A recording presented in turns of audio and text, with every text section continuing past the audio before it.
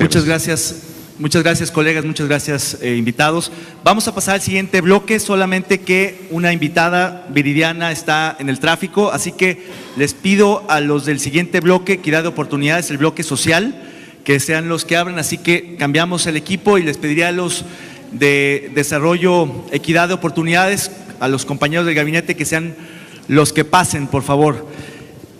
Y les pediría que esperen. Comenta, David, también el tema que… Sí, una disculpa por el chat, se repartieron equivocadamente las tarjetas, no todos deberían de tener las de sus nombres y no chatear en nombre de alguien más. Entonces tuvimos que bajar un poco eso y les pido rápidamente que regresen las tarjetas que no corresponden a ustedes, que tienen el nombre de alguien más, y ahorita les pasaremos las tarjetas con sus nombres para que tuiteen a nombre propio y no de algún compañero, ¿no? Siempre es mejor. Adelante. Es esta tarjeta, por favor, regrésenla. Bien. En el siguiente bloque tenemos Equidad de Oportunidades con Rodolfo de la Torre del PNUD y Alejandro Gómez Levi de Mexicanos Primero, capítulo Jalisco. Yo le pediría a Rodolfo de la Torre que sea quien abra este bloque. Por favor, Rodolfo.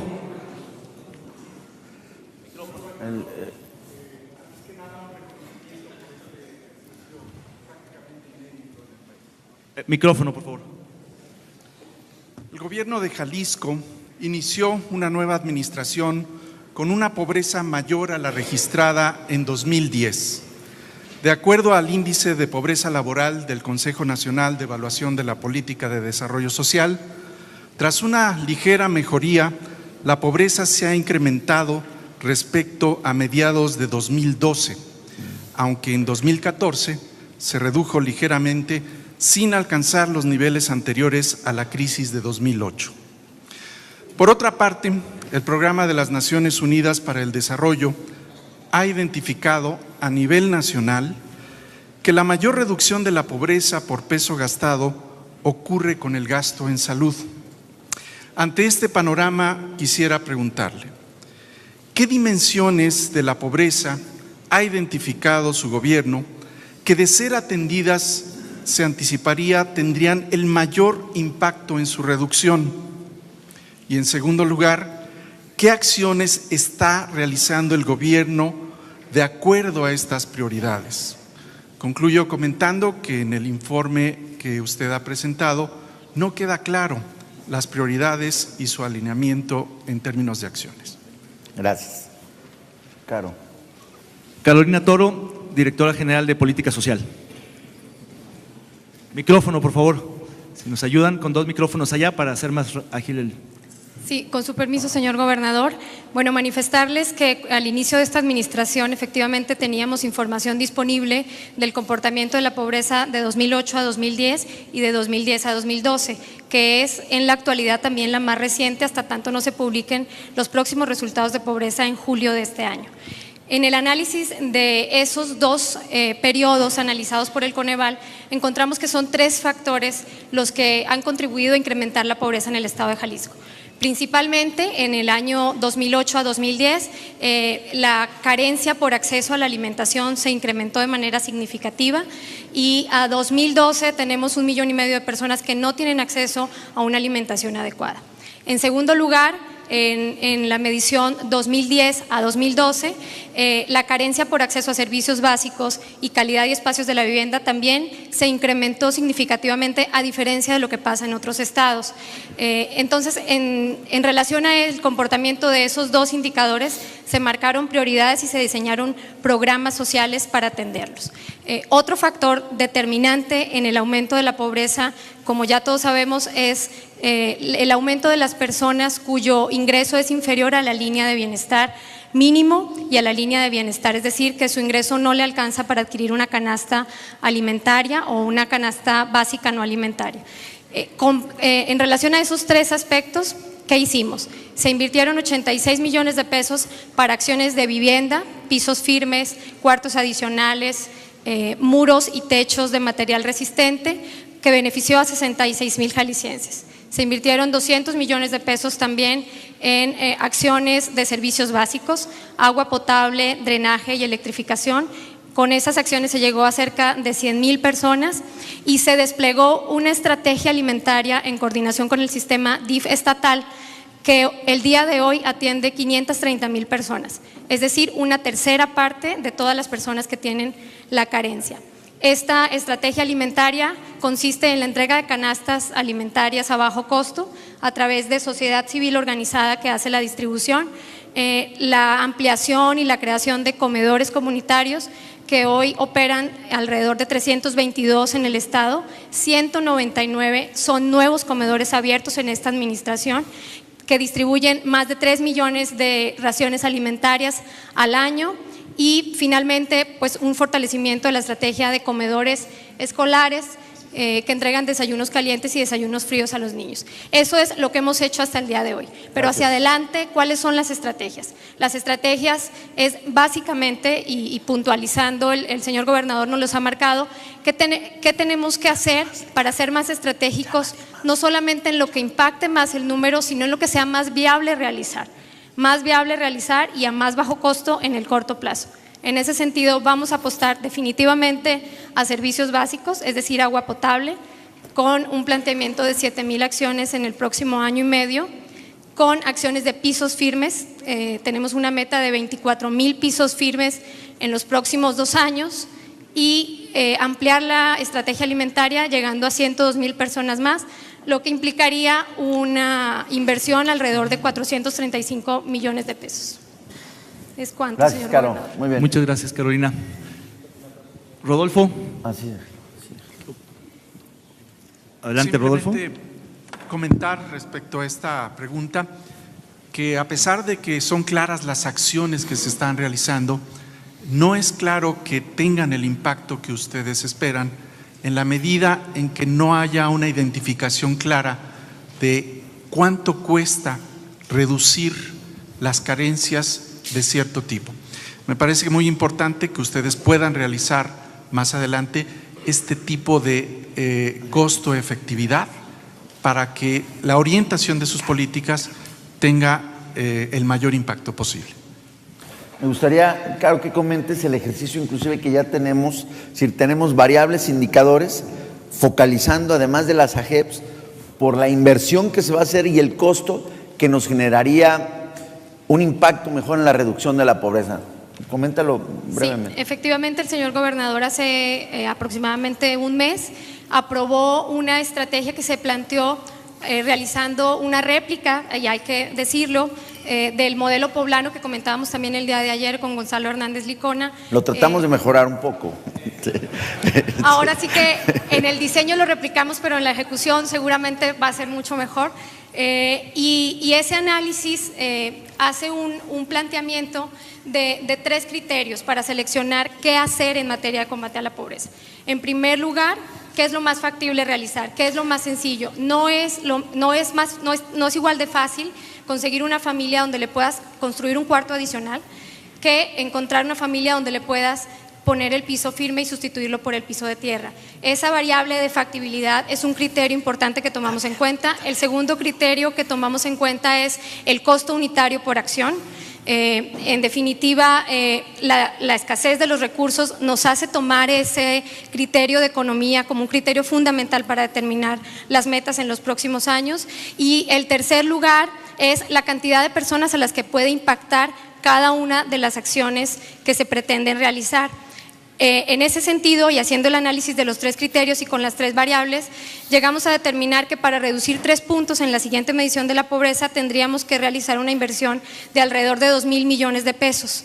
Esa es la meta ideal. Pero la meta más inmediata y más a corto plazo es la que comentábamos, con una inversión de 435 millones de pesos que representaría la disminución de un punto y medio porcentual en la siguiente medición de pobreza, que es finalmente un ejercicio técnico, pero depende también del esfuerzo que hagan las dependencias en terreno,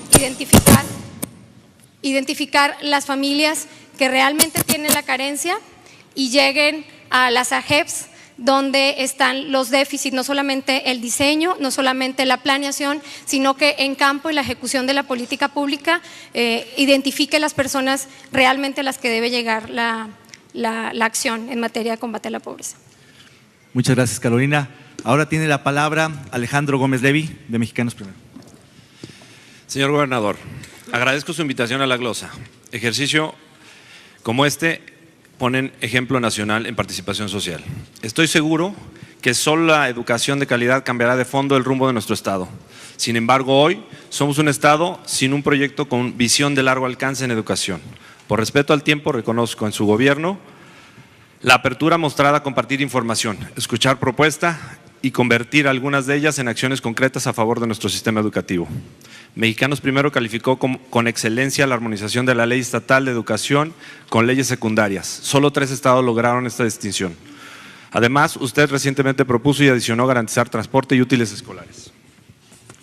Enhorabuena para Jalisco, felicidades. Por otro lado, los retos en materia educativa, herencia de muchos años, son enormes. Expongo 4. Alta deserción. La mejora es insuficiente. En 2014, en educación básica, abandonaron nuestras aulas 64,300 niños y jóvenes y 45% de los adolescentes de más de 15 años están fuera de las escuelas. Baja cobertura. Un ejemplo, bachillerato. 150,000 jóvenes no alcanzaron un espacio. Gasto ineficaz, inequitativo y capturado. 94% es pago a nómina, dejando muy poco para infraestructura, programas especiales, capacitación y otros. La proporción en países OCDE es 78-22. Mexicanos Primero presentó a su gobierno un estudio donde detectó 3,400 personas en pago irregular, entre comisionados jubilados cobrando en activo y personal incompatible. También se encontró una enorme inequidad en la nómina magisterial, donde el 20% de los docentes que más gana 3 veces más que el 80% de menor ingreso. Reconocemos su decisión a corregir y sanear irregularidades, en conjunto, sociedad y gobierno. En infraestructura educativa, el 54% de nuestras escuelas no cumple con los mínimos para ser escuela. Para dicho rubro, el Estado destinó 779 millones, cifra mayor a la presupuestada, pero aún insuficiente. Señor secretario de Educación, ¿cuál es el rezago estimado en pesos de infraestructura, hablando de rehabilitación y construcción de nuevas escuelas? ¿En cuánto se estima ascenderá el déficit de nómina este año ocasionado por la centralización de la nómina federal? Francisco Ayón, secretario de Educación. Sí, muy buenas tardes, Alejandro, muy buenos días a todos. Creo que has tocado varios puntos importantes en el tema educativo. Comenzaré contestando por la parte última, que tiene que ver con el impacto del FONE, que es el Fondo de Aportaciones a la Nómina Educativa. En este sentido, comentarles a todos ustedes, el gasto educativo está separado en 2 vertientes. La primera vertiente es la parte federal, que es este FONE, y la segunda vertiente es la parte estatal. La parte federal está garantizada al 100% con el Fondo de Aportación de la Nómina Educativa, donde tenemos un problema, y es un problema heredado por la anterior administración. Es un problema de un déficit de 1,500 millones de pesos que desde que tomamos el gobierno estatal, junto con el anterior secretario de Planeación, Administración y Finanzas, lo hemos señalado muy puntualmente. Tenemos un problema estructural en el tema de la nómina estatal y hemos estado trabajando con el secretario de Planeación y Finanzas a instrucción del gobernador para poder crear un plan multianual para poder solucionar este tema del déficit de la nómina educativa. Eso en cuanto a esta situación. En cuanto al tema de la situación de infraestructura, yo lo separaría en 2 grandes rubros. La situación de la infraestructura en la educación se separa en 3 grandes programas, que es FAM, con 430 millones aproximadamente por año, que tiene que ver con rehabilitación y construcción de escuelas de educación básica, tiene que ver con programas de la excelencia, que tiene que ver a las escuelas que el propio CEMAVE calificó como las más pobres del país, como las que tienen mayor carencia de infraestructura, que son 211 millones de pesos, y tiene que ver con el programa de Escuela Digna. Conjunto suman 870 millones de pesos, que es lo que generamos de inversión en infraestructura.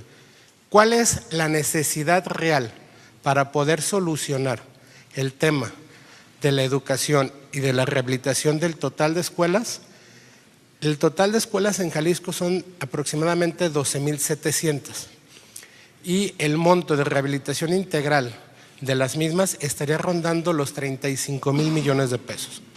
Esta es una cantidad importante con la cual no contamos y lo que estamos haciendo es eficientando nuestro gasto.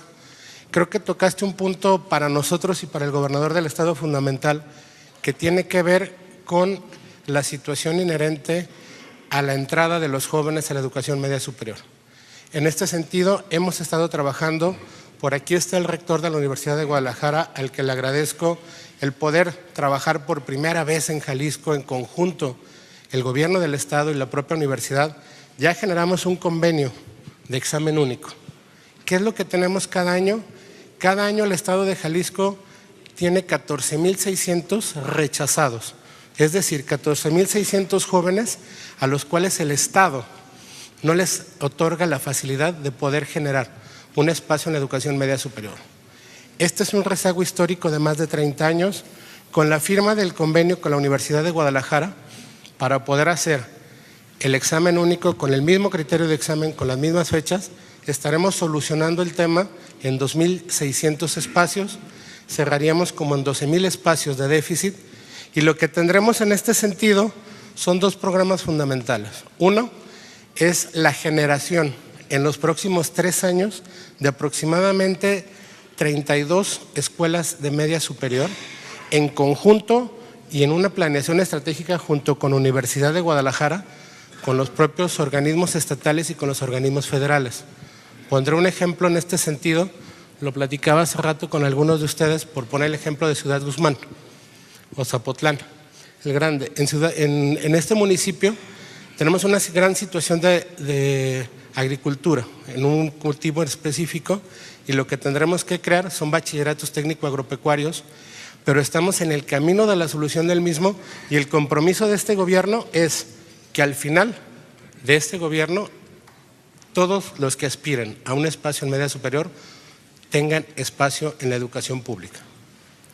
Quisiera que aclares cuántas de esas comisiones y todo lo que se tenía cuando llegamos a encontrar la nómina con excesos hemos resuelto. Aquí hay un tema específico en el tema de lo que menciona Mexicanos Primero. Hay un convenio de gobiernos anteriores donde se otorga la jubilación a las maestras en servicio a los 28 años. Yo ya lo he platicado con Alejandro y esa es parte importante de lo que tendremos que revisar hacia el futuro, porque todas esas maestras que están jubiladas a los 28 años se les sigue cubriendo su pago por parte de la propia Secretaría y lo que estaremos buscando ya con el propio Secretaría de Finanzas y con el propio IPEJAL es trasladar recursos para que no se pague de la nómina educativa y se pague a través del propio IPEJAL esta situación de estas jubilaciones de 28 años que fue firmada por un gobierno anterior. Muchas gracias. ¿Alguna otra cuestión? Muy puntual, por favor, puntual. Alejandro. Señor gobernador, señor secretario, estamos seguros que si Jalisco le damos una visión de largo alcance alineada a la reforma educativa, la Federación y nuestro presidente tendrán motivo suficiente para apoyar nuestro estado. Nosotros estamos dispuestos a trabajar junto con su gobierno en este proyecto e ir por los recursos a la Federación. Nos parece injusto que estados como Aguascalientes, con el 100% de nómina federalizada, no tendrá déficit este año.